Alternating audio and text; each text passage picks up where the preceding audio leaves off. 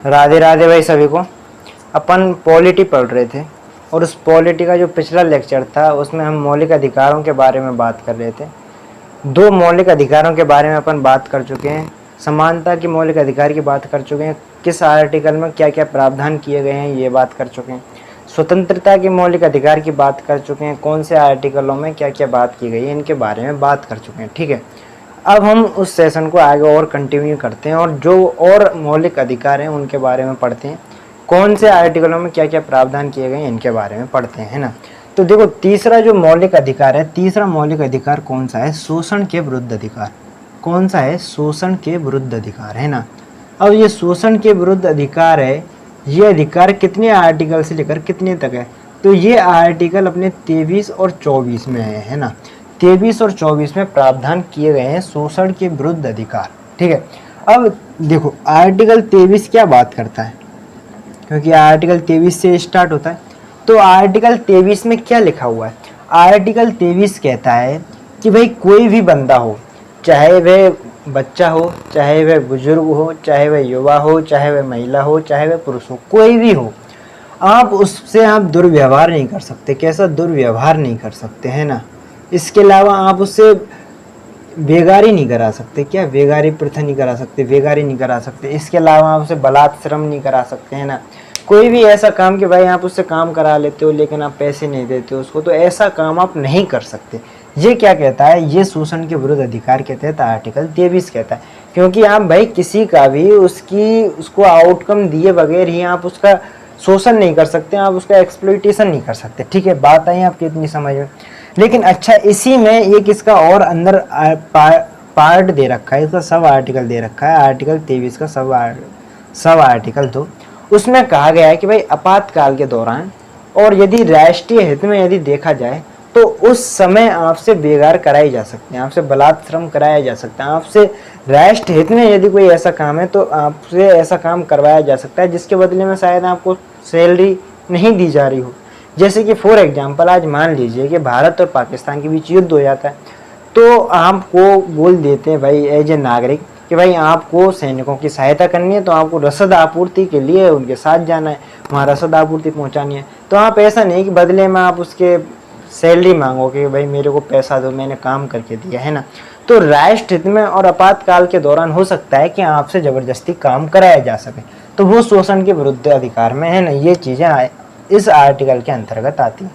Article 24 क्या कहता है? आर्टिकल 24 कहता है कि जो 6 साल से 14 साल के बच्चे हैं, है ना, ये मतलब बाल श्रम की बात करता है और इस बाल श्रम को पूर्ण रूप से समाप्त करता है कि भाई 6 से 14 साल के जो बच्चे हैं उनको आप बाहरी कामों में नहीं लगा सकते। कि भाई ऐसा नहीं कि आपने माइनिंग में लगा दिया, खनन में लगा दिया, है ना, खानों में आपने लगा दिया, कोई हैवी लोड का वर्क है कोई, है ना, उसमें आपने लगा दिया। बोला ऐसा नहीं हो सकता, आप नहीं लगा सकते। यदि आप ऐसा लगा सकते हो तो वो बच्चा या उसके परिवारजन सीधे सुप्रीम कोर्ट या फिर हाई कोर्ट जा सकते हैं। ठीक है, ये आर्टिकल 23 और 24 कहते हैं ना, शोषण के विरुद्ध अधिकार दिया हुआ है हमारी संविधान ने हमको। ठीक है, अब इसके बाद जो अधिकार है कौन सा है? धार्मिक आज़ादी का आधार, है ना। एक तरीके से आप समझिए धार्मिक स्वतंत्रता का अधिकार। अब उसमें आपको भाई किसी भी धर्म को अपनाने की आज़ादी, है ना। अब देखो हमारा जो धार्मिक स्वतंत्रता का अधिकार है वो क्या कहता है? धार्मिक स्वतंत्रता का अधिकार। अब ये अधिकार आर्टिकल कितने से लेकर है? ये आर्टिकल 25 से लेकर 28 तक इसमें आर्टिकल के अंतर्गत आता है ना। अब ये धार्मिक स्वतंत्रता का जो मौलिक अधिकार है ये हमें किस किस प्रकार की स्वतंत्रता देता है ये समझो। देखो आर्टिकल यदि मैं बात करूं भाई 25 की, तो आर्टिकल हमें अंतःकरण की स्वतंत्रता देता है। किसकी? अंतःकरण की। या फिर आप कह सकते हैं इसे भाई व्यक्तिगत आपको धार्मिक स्वतंत्रता देता है। भाई आप चाहते हो कि यार मेरे को ऐसा लगता है कि ये जो धर्म है इसकी कुछ अच्छाइयाँ मेरे को अच्छी लगती हैं, तो आप उनको अपना सकते हो, आपको कोई रोक नहीं सकता, है ना। आप अपनी मन की इच्छा से आप यदि किसी धर्म को अपनाना चाहते हो तो आप अपना सकते हो, आपको पूरी तरीके से आज़ादी, व्यक्तिगत आपको स्वतंत्रता दी गई है। किस आर्टिकल के तहत? आर्टिकल 25 के तहत आपको व्यक्तिगत धार्मिक स्वतंत्रता दी हुई है। अंतःकरण आपको किसी भी धर्म को अपनाने की आज़ादी दे रखी है। ठीक है, आर्टिकल 26 क्या कहता है? आर्टिकल 26 कहता है कि भाई आपको सामूहिक धार्मिक स्वतंत्रता दे रखी है ना। अब सामूहिक धार्मिक स्वतंत्रता का मतलब क्या है, इस चीज़ को समझिएगा। देखो, सामूहिक धार्मिक स्वतंत्रता का मतलब ये है कि जैसे भाई आजकल जैसे कि हिंदू धर्म की बात करें तो उसमें प्रमुख त्योहार हैं, जैसे होली हो गया, दीपावली हो गया, उसके रक्षाबंधन हो गया, तो आप इनको मना सकते हो। ये सामूहिक तौर पे मनेंगे, कोई व्यक्तिगत तो कोई अकेला आदमी तो बना नहीं सकता, परिवार के साथ ही मनाना पड़ेगा, है ना। 10 15 20 40 लोग इकट्ठे होंगे तभी इन त्योहारों का आसानी से मना सकते हैं। बोला कि किसी भी धर्म का कोई भी त्योहार है आप आसानी से मना सकते हो, आप संगठन बना सकते हो, आप सभा आयोजित कर सकते हो। तो ये सारी आज़ादी किसी दे रखी है, सामूहिक धार्मिक स्वतंत्रता के अंतर्गत दे रखी है।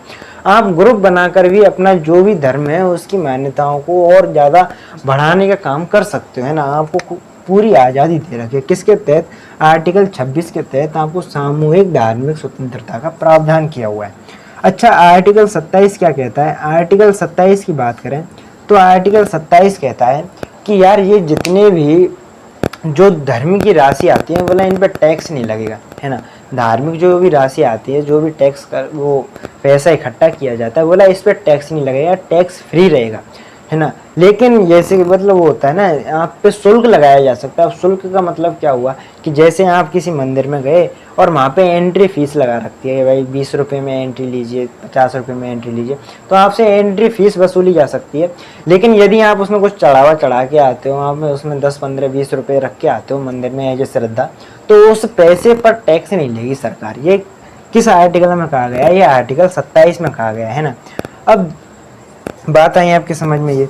यदि आर्टिकल 28 की बात करें, है ना, आर्टिकल 28 की बात करें तो आर्टिकल 28 क्या कहता है? आर्टिकल 28 कहता है कि भाई जितनी भी जो सरकारी संस्थानें हैं उन सरकारी संस्थानों में धार्मिक शिक्षा नहीं दी जा सकती। जैसे कि फॉर एग्जांपल बहुत सारे गवर्नमेंट स्कूल हैं, अब उन गवर्नमेंट स्कूलों में धार्मिक शिक्षा नहीं दी जा सकती, है ना। ऐसा नहीं कि भाई आप उसमें हिंदू धर्म के बारे में ही पढ़ा रहे हो, ऐसा नहीं कि आप मुस्लिम धर्म की उसकी मान्यताओं को उनके बारे में, है ना। ऐसा नहीं कि आप केवल धार्मिक शिक्षा दे रहे हो, अलग एंगल से दे रहे हो। अब ऐसा नहीं है कि भाई यदि जो प्राइमरी कॉलेज स्कूल है उसमें यदि अपन देख लेंगे भाई रामायण के या फिर महाभारत की, यदि इन चीज़ों को यदि अपन डाल रहे हैं तो वो धार्मिक शिक्षा के अंतर्गत नहीं है ना, वो चीज़ समझने की। क्योंकि देखो आज यदि हम रामायण महाभारत और इनकी बात करें, हमारे वेद उपनिषद पुराण है ना, इनकी बात करें तो इन चीज़ों के समावेश से आज हमारा भारतीय कल्चर बना हुआ है। तो उन चीज़ों को पढ़ा के हम उन बच्चों में, उन जो व्यक्तियों को पढ़ा रहे हैं, उन स्टूडेंटों को, उनको बकायदा हम हमारा जो कल्चर है उसके बारे में और जानकारी दे रहे हैं। हम उनको हमारे आदर्शों के बारे में जानकारी दे रहे हैं। हम उनको ये बताने का प्रयास कर रहे हैं किस प्रकार से हमारे जो पूर्वज हैं उन्होंने कितनी अच्छी अच्छी बातें लिखी है ना। तो ओवरऑल यदि ऐसा नहीं है कि यदि आप रामायण पढ़ा रहे हो उसमें यदि अलग से टॉपिक दे रखा है तो धार्मिक शिक्षा, वो धार्मिक शिक्षा के अंतर्गत नहीं आता, क्योंकि हमारा देश के आदर्श हैं ये माँ का बहना हो, तो इनको पढ़ाना बहुत जरूरी है। ठीक है, बात है आपके समझ में। आर्टिकल 28 क्या कहता है? कोई भी सरकारी संस्थान है उसमें भाई धार्मिक शिक्षा नहीं दी जा सकती, है ना।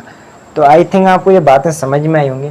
इसके बाद जो मौलिक अधिकार है उस मौलिक अधिकार का नाम है, उस मौलिक अधिकार क्या नाम है? शिक्षा और संस्कृति का अधिकार। क्या नाम है? शिक्षा और संस्कृति का अधिकार।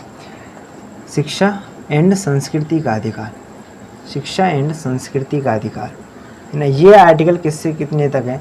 ये आर्टिकल 29 से लेकर 30 तक है ना। 29-30 में शिक्षा संबंधी अधिकार दिया रखा है, संस्कृति संबंधी। लेकिन ये जो अधिकार दिए ना ये अल्पसंख्यकों से संबंधित है ना। किससे? अल्पसंख्यकों से। ये अल्पसंख्यकों को अधिकार दिए गए हैं। क्या अधिकार दिए गए हैं? देखो आर्टिकल 29 कहता है, आर्टिकल 29 क्या कहता है कि भाई देखो दो प्रकार के अल्पसंख्यकों की हमारे देश में बात की गई है। दो प्रकार के अल्पसंख्यक कैसे हो गए? एक तो भाई हो गए लैंग्वेज के आधार पर, भाषा के आधार पर हो गए, एक धर्म के आधार पर हो गए, है ना। एक धर्म के आधार पर बेसिकली जब हम कंसीडर करते हैं तो आजकल अल्पसंख्यकों को धर्म के आधार पर ही कंसीडर किया जाता है। हालांकि दो तरीके से डिफाइन करते हैं इनको, भाषा के आधार पर भी और धर्म के आधार पर भी, है ना। अब यदि मैं आर्टिकल 29 की बात करूं और आर्टिकल 29 में हम बात करते हैं भाई किसके बारे में बात की गई है, तो इसमें बात की गई है कि जो अल्पसंख्यक हैं, है ना, जैसे कि मुस्लिम हो गए, जैन हो गए, सिख हो गए, ईसाई हो गए, बोले कि ये जो मुस्लिम हैं, ये जो अल्पसंख्यक लोग हैं, इन अल्पसंख्यक लोगों को आप ऐसा नहीं कि भाई कहीं पर जाने से रोक दोगे, ऐसा नहीं कि आप ये किसी शिक्षण संस्था में पढ़ने जा रहे हो तो वहाँ पे जाके आपने रोक दिया, किसी भी प्रकार का इनके साथ भेदभाव नहीं किया जाएगा, ऐसा नहीं कि मेजोरिटी इन पर दबाव बनाएगी।